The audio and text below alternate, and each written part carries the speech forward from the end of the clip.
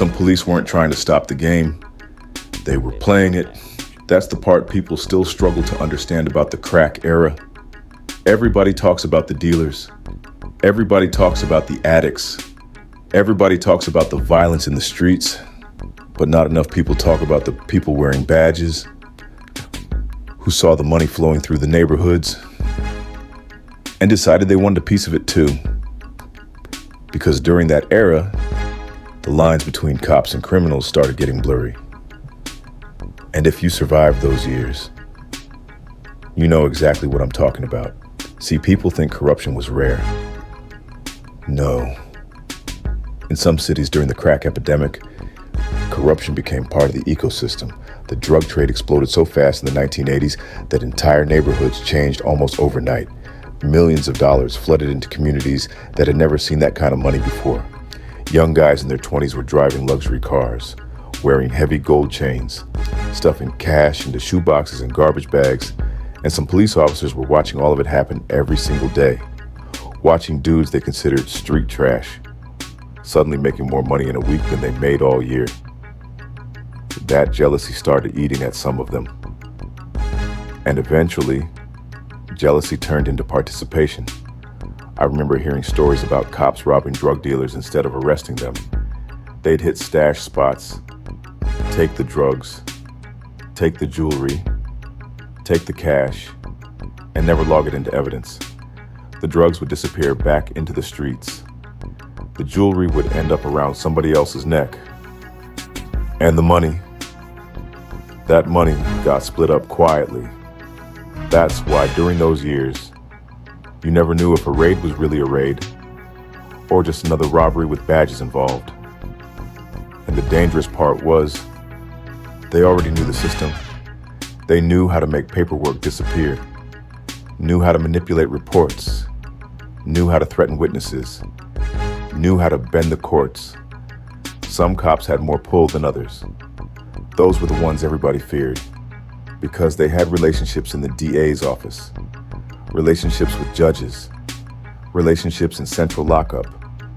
Those were the dirtiest ones of all, because a regular street dude might rob you, but a corrupt cop, he could bury you under the system itself.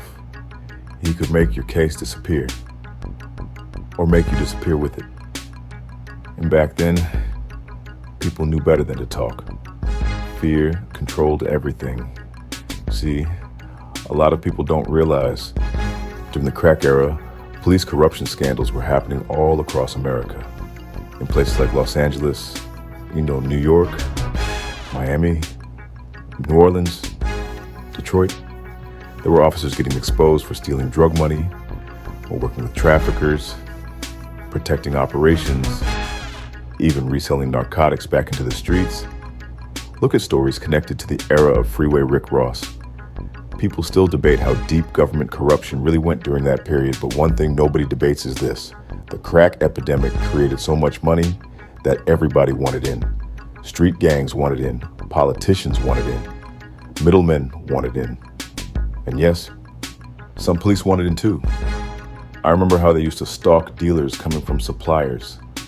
That was one of the favorite setups. They didn't always want to arrest you.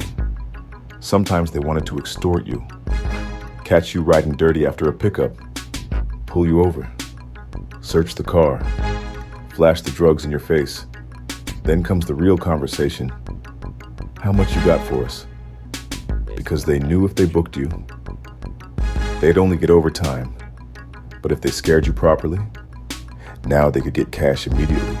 And when you lived through that environment, you started realizing something dangerous. You weren't just dodging stick-up kids anymore. You were dodging people with badges too. That pressure changed people mentally. You leave your supplier paranoid, watching every car behind you, checking mirrors every 30 seconds, wondering if it was police or dirty police. Big difference, because sometimes dirty cops were worse. At least regular criminals acted like criminals.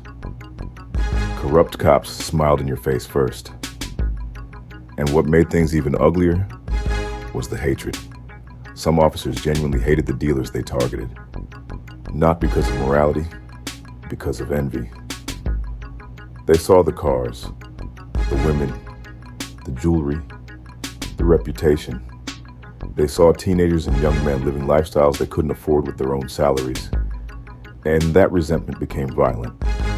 If they caught a dealer they already disliked, sometimes the arrest wasn't enough. The beatings came with it.